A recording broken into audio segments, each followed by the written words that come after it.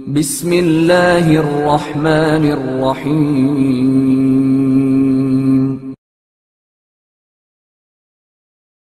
ایک ضعیف سے امام موسیٰ کاظم علیہ السلام کا حسن سلوک۔ زکریا اعور بیان کرتے ہیں کہ میں نے دیکھا کہ امام موسیٰ کاظم علیہ السلام نافلہ نماز پڑھ رہے تھے اور ان کے پہلو میں ایک ضعیف شخص بیٹھا ہوا تھا۔ وہ ضعیف شخص اٹھا اور اٹھ کر اپنی لاٹھی تلاش کرنے لگا۔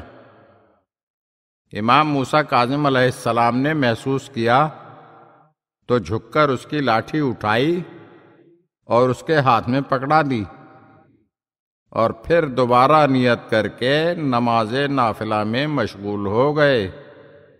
اگر آپ ہمارے چینل کی نئی ویڈیوز دیکھنا چاہتے ہیں تو ہمارے چینل کو سبسکرائب کریں اور گھنٹی کے بٹن کو دبائیے تاکہ ہر آنے والی ویڈیو آپ کو جلد موصول ہو سکے۔ اور ہاں، لائک اور شیئر ضرور کیجیے اور اپنے قیمتی کمنٹ سے ہمیں آگاہ کیجیے۔ شکریہ۔